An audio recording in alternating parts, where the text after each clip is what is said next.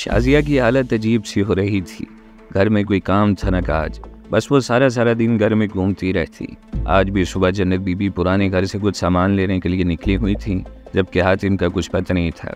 इसने पहले सारे कपड़े धोए और फिर सफाई सुथराई के बाद अब खाना बनाने की तैयारी में लगी हुई थी कि अचानक से इसे महसूस हुआ कि गेट खुला हुआ है और कोई मोटरसाइकिल अंदर आई है। इसने किचन में मौजूद सिंक में हाथ धोए और खिड़की से बाहर झांका, लेकिन तब तक इसे हातिम की आवाज़ लाउंज से सुनाई देने लगी। शायद इसके साथ कोई और भी था, इसलिए वो दोबारा से किचन में चली गई और आटा गूंदना शुरू कर दिया। अभी वो आटे से फारिग हुई ही थी कि हातिम किचन में चला आया। कैसी हैं आप? ऐसा करें 2 कप अच्छी सी चाय तो बना दें। हातिम नॉर्मल से लहजे में बोला तो वो सर हिलाते हुए चूल्हे पर चाय का पानी चढ़ाने लगी। साथ में कोई कबाब वगैरह भी फ्राई कर देना, बहुत भूख लगी हुई है। हातिम मजीद बोला तो इसने घड़ी की तरफ देखा। 2 बज रहे हैं, खाने का टाइम है और खाना तैयार है। अगर कहो तो रोटी बना देती हूँ। वो इसे सवालिया नज़रों से देखते हुए बोली तो हातिम सर हिला गया। ठीक है जनाब, खाना ही दे दे फिर। वो इसे बताता हुआ दोबारा से ड्राइंग रूम में चला गया। इसने गर्म रोटियां डाली और पूरी ट्रे तैयार करके वो ड्राइंग रूम के दरवाजे तक आई कि हातिम को आवाज़ देकर खाने का बोल सके, लेकिन अंदर से आती आवाज़ों ने इसके कदम वहीं पर मुंजमद कर दिए। ओ मेरे शहजादे, तो बहुत उतावला नहीं हो रहा? अबे साले, जब मैं कह रहा हूँ कि अभी मुनासिब वक्त नहीं है तो क्यों खाली पीली बहस कर रहा है? एक तो भूख ने बुरा हाल किया हुआ है, दूसरा तो मगज़ घुमाने पर तुला हुआ है। इसे अंदर से आवाज़ सुनाई दी और ये आवाज़ और लहजा वो लाखों में भी पहचान सकती थी। अपनी तसल्ली के लिए इसने ड्राइंग रूम में खुलने वाली खिड़की का पर्दा थोड़ा सा खिसका कर देखा तो इसे खुशगवार हैरत ने अपनी लपेट में ले लिया। इसके बिल्कुल सामने मुनीर काली पैंट पर ग्रे शर्ट पहने टांग पर टांग जमाए हातिम से गुफ्तगू करता हुआ नजर आया। इसे मुनीर का हातिम को साला कहना बहुत अच्छा लगा था और एक खूबसूरत मुस्कुराहट इसके होंठों पर दौड़ आई।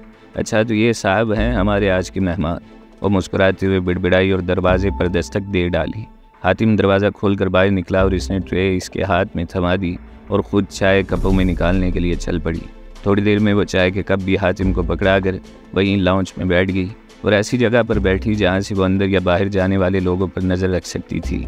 कुछ ही देर में मुनीर हातिम के साथ बाहर निकल आया और अपनी मोटरसाइकिल की तरफ जाते हुए बोला, यार कसम से ऐसी चाय बड़े अरसे बाद भी है। कसम से अपनी सारी थकन उतर गई। अभी अम्मा जी को मेरा सलाम कहियो और बोलियो कि खाला जी तो सी ग्रेट हो। वो हंसते हुए बोला तो हातिम भी हंस पड़ा। अगर इन्हें पता होता कि आप इधर आए हो तो इन्होंने मेरी ऐसी की तैसी कर देनी थी। हातिम इसे तपाने के मूड में नजर आ रहा था। हैं, तूने बताया नहीं कि मैं अब शरीफ इंसान बन गया हूँ? मुनीर भी अपने अज़ली अंदाज में मुस्कुराते हुए बोला तो अंदर से वो इन दोनों को देखती इसकी मुस्कुराहट पर सो जान से फिदा हो गई। नहीं बताया, पहले कुछ बन तो जाओ, फिर बताते हुए भी अच्छा लगूंगा ना। हातिम इसे मज़ीद तपाने की कोशिश कर रहा था लेकिन वह हंसता ही रहा। हाँ सही बोला तूने, अभी तो हम क्या वो बोलते हैं, हाँ स्ट्रगलिंग टाइम में है ना? मुनीर स्ट्रगलिंग एज को बिगाड़ते हुए बोला तो हातिम की हंसी निकल गई। हंस ले तू मेरी अंग्रेज़ी पर, खुद तो तुझे होश नहीं कि अपनी पढ़ाई दोबारा से शुरू कर दे। मुनीर ने एक अहम नुक्ता उठाया तो हातिम सर कुछ आने लगा। बस मुनीर भाई, 2 साल मुकम्मल हो मैट्रिक के पेपर्स को तो एक ही बार प्राइवेट इम्तिहान दूँ। हातिम अजीब से लहजे में बोला तो मुनीर इसका शाना थपथपाते हुए बोला, कोई नहीं प्यारे, सब ठीक हो जाएगा। साथ ही इसने मोटरसाइकिल को किक लगाई और दरवाजे से बाहर निकल गया, जबकि वो घड़ी इसके लहजे और बातों में खो सी गई। बाकी मुनीर में बहुत बड़ी तब्दीली आई थी और वो पहले की निस्बत बहुत बदल सा गया था। वो मुस्कुराते हुए दोबारा से किचन में चली आई, लेकिन अब इससे काम बिल्कुल नहीं होना था। इसकी वही हालत हो गई थी जो शादी से पहले मुनीर से मिलने के बाद हुई थी और इसे कई दिन लग गए इसे खुद को संभालने में। पहले तुमने मेरा जीना हराम किया हुआ था, लेकिन अब मैं तुम्हारा पीछे नहीं छोड़ने वाली। देखती हूँ कि मुझसे बचकर कहाँ तक भागते हो। वो अपना निचला होंठ दांतों तले दबाकर मुस्कुराते हुए बिड़बिड़ाई और बेदिली से किचन में फैले बर्तन समेटने में लग गई थी। इसकी हाउसिंग सोसाइटी का मेन हेड ऑफिस बहुत खूबसूरत अंदाज में बनाया गया था और CEO के कमरे में बैठा वो शानदार अंदाज में सजे हुए कमरे को देख रहा था। सामने की नशिस्त पर मुनीर बैठा हुआ था। क्यों शहजादे, यकीन नहीं हो रहा ना? अब ये सब तेरा ही है और तेरी मेहनत का नतीजा है। कल से प्लॉटों की सेल का काम शुरू हो जाएगा और फिर देखना कि तू कहाँ जाता है। मुनीर मुस्कुराकर बोला तो वो हाथ में पकड़े पेन को घुमाते हुए इसे देखने लगा। मेरी नहीं, आपकी और कबीर साहब की मेहनत का नतीजा है। मुझे तो कुछ पता नहीं था और अगर आप दोनों मेरे साथ ना होते तो मैं कुछ भी नहीं कर पाता। वो साहब को इसे बोला तो मुनीर इसके सादगी पर खुलकर हंस पड़ा। वाह ओए अपने हीरो, अल्लाह खुश रखे तुझे। बस अब फसल काटने का वक्त आ पहुँचा है, दुआ करके सब कुछ ठीक हो जाए। मुनीर खड़े होते हुए बोला तो वो भी इसके साथ ही उठ खड़ा हुआ। अभी वो कुछ कहने ही वाला था कि अचानक से इसका फ़ोन बज उठा। स्क्रीन पर कबीर साहब का नाम देखकर इसके माथे पर बल नमूदार हुए। जी कबीर साहब, सब खैरियत है ना? वो मुहज़्ज़ब लहजे में बोला। जहाँ भी हो फ़ौरन मेरे घर पहुँचो, मुझे तुमसे एक ज़रूरी बात करनी है।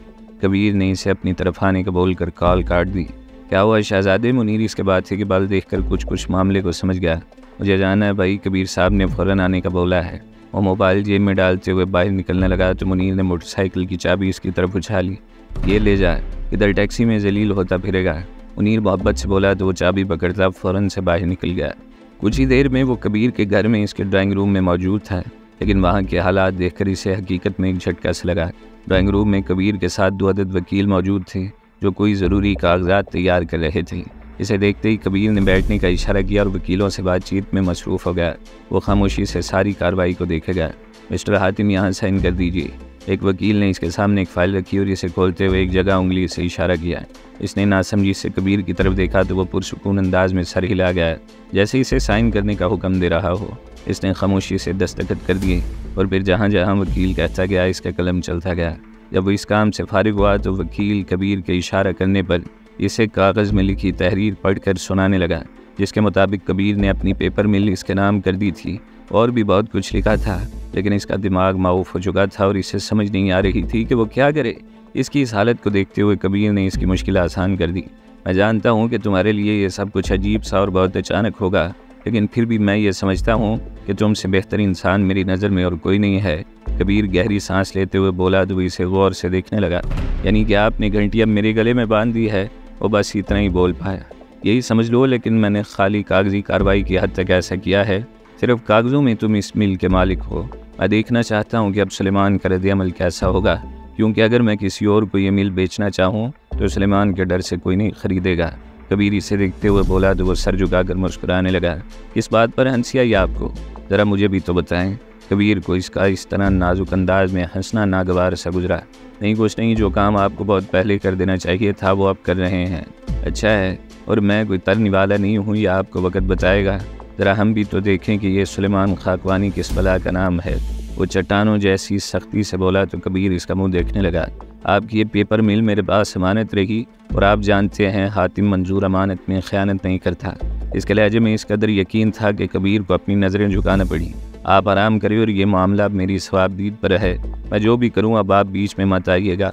अपनी बात मुकम्मल करके वो उठ खड़ा हुआ। कबीर इसे रोकना चाह रहा था, लेकिन वो बग़ैर इसे देखे खामोशी से बाहर निकल गया। इसकी ज़िंदगी काफ़ी हद तक मसरूफ़ हो गई थी। सुबह को कॉलेज और शाम में ऑफिस ने इसे कहीं का नहीं छोड़ा था। सारे दिन सर खपा कर भी वो ना पढ़ाई कर पा रही थी और ना इसे ऑफिस की कुछ समझ आ रही थी। ऊपर से रही सही कसर सुलेमान की हठधर्मियों ने पूरी कर दी। वो अलहदा होते हुए भी इनके मामलात में टांग अड़ाने से बाज नहीं आ रहा था। यह कल ही की बात थी कि जब इसने इनके केमिकल सप्लाई करने वाली कंपनी को ज़बरदस्ती मना कर दिया कि अब जो भी लेन देन करना हो डायरेक्ट इससे किया जाए। वो बिगड़े हुए मूड के साथ घर आई तो जमील साहब घर पर नहीं थे। वो जले पैर की बिल्ली बनी पूरे घर में फिरती रही, लेकिन जमील साहब ना आए। सुबह नाश्ते की मेज़ पर इसकी इनसे मुलाकात हुई तो वो फटी पड़ी। बाबा, इस सुलेमान का कुछ करना पड़ेगा। पहले फैक्ट्री के हालात बहुत ख़राब जा रहे हैं, ऊपर से अब वो हमारे मामलात में टांग अड़ाकर हमारे सप्लायर्स को धमका रहा है कि हमारा माल भी इसकी नई फैक्ट्री को सप्लाई किया जाए जो इसने अभी हाल ही में शुरू की है। वो मुंह बनाते हुए बोली तो जमील साहब अखबार छोड़कर इसका मुंह देखने लगे। एक तो अपने ही गिराते हैं नशे मन पे बिजलियाँ, बाहर किसी की हिम्मत नहीं कि हमारी तरफ मैली आँख से भी देख सके, और इन्हें देखो हमारी सारी मेहनत ही मैली कर दी इस नालायक, नाखलफ और नामुराद इंसान ने। वो काफ़ी अफसोस मलते हुए बोले तो वो परेशानी से इन्हें देखने लगी। बाबा, सियासत तो आपकी चल ही रही है, आप प्लीज़ फैक्ट्री को वक़्त देना शुरू करें ना। मुझे तो अभी तक कुछ समझ नहीं आ रहा, और अगर ऐसा ही चलता रहा तो फैक्ट्री बंद हो ना हो मैंने पागल ज़रूर हो जाना है। वो दोनों हाथों से सर थामते हुए बोली तो जमील साहब ने फ़िक्रमंदी से अपनी खूबसूरत बेटी को देखा। तुम फिक्र न करो बच्चे, मैं कुछ ना कुछ करता हूँ, अल्लाह ने चाहा सब ठीक हो जाएगा। वो बोले तो इसे कुछ सुकून का एहसास हुआ। मैंने अपनी पूरी कोशिश करके देख लिया बाबा, मैं ये बिज़नेस टाइप की लड़की हूँ ही नहीं। वो मुंह बसोरते हुए बोली तो जमील साहब हंस पड़े। जानता हूँ मैं बाबा की प्रिंसेस को, तुम बस अपनी पढ़ाई पर तवज्जो दो, बाकी मैं जानूँ और मेरा काम। वो मुस्कुराते हुए बोले तो वो भी हंस पड़ी। मैं सारा काम आप पर नहीं डाल रही, लेकिन जब कभी आपको मेरी ज़रूरत पड़े तो मुझे बुला लीजिएगा। वो इन पर गोया एहसान झाड़ते हुए बोली तो इनकी हंसी कहके में बदल गई। वाह मेरी शेरनी वाह, तुमने तो मुझे लाजवाब ही कर दिया। खुश रहो और खाओ पियो। मैं अभी ज़िंदा हूँ सब देखने के लिए। वो खड़े होते हुए बोले तो वो भी इनके साथ ही उठ खड़ी हुई और इन्हें दरवाजे तक छोड़कर दोबारा से खाने की मेज़ पर आ बैठी। इसे भूख लगी हुई थी और फिर इसके बाद इसने कॉलेज भी जाना था, जहाँ इसका दिन अच्छा गुजर जाता था। प्लॉटों की फ़रोख्त से अच्छा खासा पैसा इनके अकाउंट में आता जा रहा था। मुनीर की एक एक बात सच साबित हो रही थी। उन्होंने 10 मरले, 1 कनाल और 2 कनाल के हिसाब से प्लॉटिंग करके ब्लॉक्स बनाए थे। 10 मरले का प्लॉट 30 लाख में, 1 कनाल का प्लॉट 50 लाख का और 2 कनाल का प्लॉट 1 करोड़ में बिक रहा था और लोग खुशी खुशी खरीद रहे थे। शुरू के 1 हफ्ते में ही वो अपनी निसफ रकम वसूल कर चुके थे और अभी तो सिर्फ शुरुआत थी। दिन ब दिन इनकी सेल में इजाफा ही होता जा रहा था। वो अपने शानदार से ऑफिस में अपने कमरे में मौजूद सोफे पर क्रोफर से बैठा हुआ था, जबकि इसके सामने की नशिस्त पर मुनीर बराजमान था। क्यों शहजादे, कैसा लगा अपना आइडिया? मैंने कहा था ना कि वो दिन दूर नहीं जब हम गुठलियाँ छोड़ सिर्फ आम खाएंगे। तो देख ले अल्लाह ने कैसा मीठा आम अपनी झोली में फेंका। मुनीर फलसफियाना अंदाज में बोला तो इसने कुर्सी से उठकर इसे गले लगा लिया। मुनीर भाई, ये सब आपकी मेहनत का फल है, वरना मुझे तो समझ नहीं आ रही थी कि पैसों का करूं क्या। वो फरते जज्बात से लरसते हुए बोला तो मुनीर इसकी कमर सहलाने लगा। ना शहजादे ना, अभी तो शुरुआत है खाली। ये जज्बात में रोना धोना किसी और वक्त के लिए छोड़ दे, अभी अपने को बहुत कुछ खरीदना है। मुनीर अजीब से लहजे में बोला तो वो इसके बाजू छोड़कर इसे देखने लगा। क्या मतलब, मैं समझे नहीं। वो उलझन भरे लहजे में बोला तो मुनीर हंस पड़ा। अबे पगले, अब इतनी बड़ी एवरनेस्ट हाउसिंग सोसाइटी का मालिक है तू, और काम तेरा इतना अच्छा चल रहा है और तेरे ठाट बाट ही निराले हैं, तो साले तू मेरी सीढ़ी 70 पर फिरता हुआ अच्छा लगेगा। अबे चल कोई गाड़ी वाड़ी लेते हैं, कोई हमारी भी टोर शोर हो, 10 बंदे हमें भी मुड़ कर देखे, क्या ख्याल है तेरा? मुनीर इसका मजाक उड़ाते हुए बोला तो वो थोड़ा उजल हो गया। अब मुझे क्या पता मुनीर भाई कि मेरे जैसा बंदा कैसी गाड़ी चलाता हुआ अच्छा लगेगा, आप ही बता दो ना। वो मुनीर को उम्मीद भरी नज़रों से देखता हुआ पूछ बैठा। देख बेटा, अगर तू कोई छोटी गाड़ी का सोच कर बैठा हुआ है तो मैं तेरे रास्ते में सबसे बड़ी रुकावट हूँ। अबे तेरे जैसे को तो कोई लैंड क्रूज़र ही सूट करती है। मुनीर ने इसे हकीकत बताई तो वो हैरत से इसे देखने लगा। ये कुछ ज़्यादा नहीं हो गया मुनीर भाई? वो मुनीर की बात को मजाक समझते हुए खुद भी मजाक के मूड में आ गया। बिल्कुल नहीं, अब 1 करोड़ों का काम कर रहा है तू। मेहरान, वो भी CNG वाली चलाता हुआ तू अच्छा लगेगा? मुनीर ने जले कटे अंदाज में कहा तो वो खुलकर हंस पड़ा। बात तो तुम्हारी सही है यार, तो चलो फिर चलते हैं गाड़ी लेने। इसके फ़ौरन हार मान जाने पर मुनीर खिल उठा और इसे बाजू से पकड़कर खींचता हुआ बाहर खड़ी मोटरसाइकिल तक ले आया। ये तो आखिरी बार मेरे पीछे मेरी फटफटी पर बैठ रहा है, आइंदा तूने इस तरफ देखना भी नहीं है। मुनीर इसे वार्न करता हुआ किक मार कर चल पड़ा और वह इसकी बेलोस मोहब्बत और चाहत पर मुतासिर हुए बगैर न रह सका। शोरूम से कुछ पहले उन्होंने अपनी मोटरसाइकिल खड़ी की और एतमाद से अंदर दाखिल हुए। इसका और मुनीर का हुलिया देखते हुए मैनेजर ने इन्हें हाथों हाथ लिया। जी सर, मैं क्या खिदमत कर सकता हूँ आपकी? शोरूम का मैनेजर इनसे मुहज़्ज़बाना अंदाज में पूछ बैठा। अपने को लैंड क्रूज़र चाहिए, बिल्कुल नई और चमचमाती हुई काले रंग में। मुनीर अपने अंदाज में बोला तो मैनेजर ने इसे ऐसे देखा जैसे वो इस मुल्क का वज़ीर आज़म लगा हुआ हो। सर अंदर ऑफिस में चल कर बात करते हैं, क्या लेंगे आप, ठंडा या गर्म? मैनेजर इन दोनों पर सो जान से फिदा नजर आने लगा और फिर सारी कार्रवाई में इन्हें 1-1.5 घंटा लग गया। जब वो बाहर से बाहर निकले तो शोरूम का लड़का इनकी पसंद की लैंड क्रूज़र बाहर निकाल लाया था और इस पर कपड़ा वगैरह मार रहा था। ये बिल्कुल ताज़ी इम्पोर्ट है, जिसने मंगवाई थी वो तो इस दुनिया में नहीं रहा, लगता है आपकी किस्मत ही की थी। मैनेजर मस्का लगाते हुए बोला तो मुनीर हंस पड़ा, जबकि वो तो गाड़ी और इसकी चमक में खोया हुआ था। गाड़ी चला लेता है? मुनीर ने इसके पास आकर इसके कान में सरगोशी की तो वो एकदम चौंक सा गया। नहीं मुनीर भाई, कभी इत्तेफाक ही नहीं हुआ, वो सादगी से बोला तो मुनीर ने हंसते हुए इसे मोटरसाइकिल की चाबी पकड़ाई। तो बाइक लेकर चल, मैं गाड़ी लेकर पहुंच रहा हूं। इसे चाबी देते हुए मुनीर ने खुद लैंड क्रूज़र की चाबी पकड़ी और दरवाज़ा खोलकर इसमें बैठते हुए इसे स्टार्ट करके सड़क की तरफ मोड़ लिया। वो खामोशी से गाड़ी के पीछे मोटरसाइकिल चलाता रहा। कभी मैं ऐसी गाड़ी देखकर सड़क पर इतना हटकर खड़ा हो जाता था कि मुबादा गाड़ी में बैठा हुआ बंदा मुझसे ये ना पूछ ले कि इतनी कीमत की गाड़ी को देखने की तुम्हारी जुर्रत कैसे हुई, और आज मैं खुद इसका मालिक बन गया हूँ। वाह मेरे अल्लाह, तेरी शान सबसे बढ़कर है। कैसे मुझ जैसे गुनहगार को सड़क से उठाकर आसमान पर बिठा दिया। वो जज्बात में आकर रो ही पड़ा था। जब वो ऑफिस पहुँचे तो मुनीर ने इसे अच्छी सी चाय लाने का बोला। अब यहाँ सबसे पहले तेरा खुद का घर बनेगा, ताकि जो भी यहाँ आए तेरे खूबसूरत घर को देखकर इसे भी तेरे जैसा घर बनाने की ख्वाहिश जाग उठे। मुनीर चाबी इसे पकड़ाते हुए बोला तो वो पूरे दिल से मुस्कुराया। खाली मेरा क्यों, आपका भी यहीं बनेगा, हमारे घर साथ साथ होंगे। कल को आपकी भी शादी होनी है तो बीवी को क्या इसी अंदरून पिंडी के इलाके में रखोगे? हातिम मज़े लेते हुए बोला तो मुनीर के चेहरे पर एक साया सा लहराया। अपनी फ़िक्र करना छोड़ दे प्यारे, अपने को यही ज़िंदगी रास आ गई है। अब साला दिल नहीं लगता किसी चीज़ में, और मैं शादी वादी, बस यार दिल टूट सा गया है। मुनीर रवानी में बोले गया, जिसका एहसास इसे बाद में हुआ कि हातिम समझ गया था कि इसने ये बात क्यों और किसके मुतालिक कही है। उम्मीद रखो मुनीर भाई, इस साली उम्मीद पर ही पूरी दुनिया कायम है, वरना अपने जैसे बंदे की किस्मत में ना ही कारोबार होता और ना ही साली ये इतनी बड़ी गाड़ी। वो खालिस मुनीर के टपोरी लहजे में बोला तो मुनीर ने हाथ में पकड़ी पानी की बोतल खींच कर इसे दे मारी। मैंने तेरे को 1000 बार समझाया है, अपने को कापी न किया कर, लेकिन तू डीटो का एक डीट पैदा हुआ है। मुनीर की केसट स्टार्ट हो गई, जबकि वो हंसते हुए इसके हमलों से खुद को बचाने के चक्कर में मैं इसके गिर्द चक्कर लगा रहा था। दिन पर लगा कर उड़ रहे थे और वो भी खोई खोई सी थी।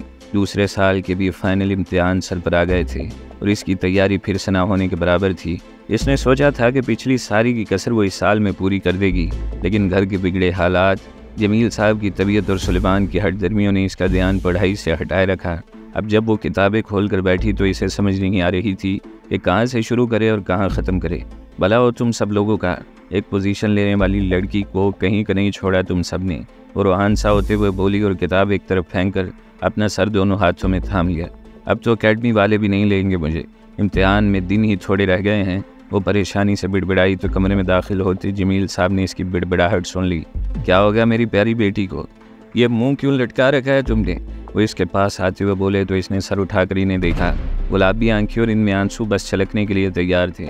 आप लोगों की वजह से मैं अपनी स्टडीज़ को टाइम नहीं दे पाई और अब एग्ज़ाम्स बिल्कुल सर पर हैं और मेरी सिफर तैयारी है। वो शिकवा कुनाल लहजे में बोली तो जमील साहब के चेहरे पर परेशानी की हल्की सी रमक उभरी। तो तुम अकेडमी चली जाओ ना, मैं बात कर लेता हूँ तुम्हारे प्रोफेसर से, इसमें इतनी टेंशन लेने की क्या ज़रूरत है मेरी जान। जमील साहब इसका सर थपथपाते हुए बोले तो वो थोड़ी बेहतर नजर आने लगी। आप अभी फ़ोन करें इन्हें, मैं नहीं चाहती कि इस काम में एक दिन की भी देरी हो। वो मुंह बनाते हुए बोली तो जमील साहब हंसते हुए मोबाइल निकाल कर इसके प्रोफेसर को कॉल करने लगे। थोड़ी देर बात करने के बाद उन्होंने इसे खुशखबरी सुनाई कि वो अभी से अकेडमी ज्वाइन कर सकती है। वो फ़ौरन से उठी और वॉशरूम में घुस गई। शाम को जब वो अकेडमी पहुंची तो स्टूडेंट्स की वहाँ बहुत कम तादाद थी। बाद में इसे पता चला कि ज़्यादातर का कोर्स मुकम्मल हो चुका है और सब अपने घरों में एग्ज़ाम्स की तैयारियां कर रहे हैं। प्रोफेसर आबद ने इसे स्पेशल क्लास के लिए बुलाया था, जिसमें अभी तक सिर्फ वो ही बैठी थी, लेकिन प्रोफेसर आबद के मुताबिक एक और लड़का था जो इसी की तरह क्लास लेने आता था और कुछ ही देर में वो पहुंचने वाला था। अभी थोड़ी देर में वो आ जाता है तो आप दोनों को एक साथ ही लेक्चर दूंगा, क्योंकि आप दोनों तकरीबन एक साथ ही चल रहे हैं। प्रोफेसर आबिद ने इसे इतला दी तो वो खामोशी से बैठकर अपना रजिस्टर तैयार करने लगी। लायक वो पहले ही थी और इसे हर हाल में अपनी पोजीशन को बरकरार रखना था, वरना बहुत गड़बड़ हो जाती। इसे थोड़ी देर ही इंतज़ार करना पड़ा जब एक खुशबू का झोंका दरवाज़ा खोलकर अंदर दाखिल हुआ। अस्सलाम वालेकुम सर, मुझे देर तो नहीं हुई? आने वाले ने दरियाफ्त किया तो इसने गर्दन घुमाकर इस लड़के को देखा। लंबा कद, सडोल जिस्म, बाल जेल से पीछे जमाए, हल्की बड़ी शेव, काली जीन्स पर काली लेदर की जैकेट पहनी इसने गले में मफरल को स्कार्फ की तरह लपेट रखा था। मजमूई तौर पर वो एक भरपूर मर्दाना वजाहत का शाहकार था और सबसे बढ़कर इसकी रोबदार आवाज़ जो इसकी पर्सनैलिटी से मैच कर रही थी। पहली नज़र में देखने पर ही वो लड़का हुरैन को बहुत अच्छा और डैशिंग लगा। इनसे मिलिए, ये हातिम साहब हैं, ये आपके साथ ही क्लास लेंगे, इन्हीं का जिक्र मैंने आपसे किया था। प्रोफेसर आबिद ने इसका तारुफ करवाया तो इसने मुस्कुराकर इस लड़के को देखा। Hello, nice to meet you, वो नरमी से बोली, जबकि आने वाला हौंक बना इसे देखे ही जा रहा था।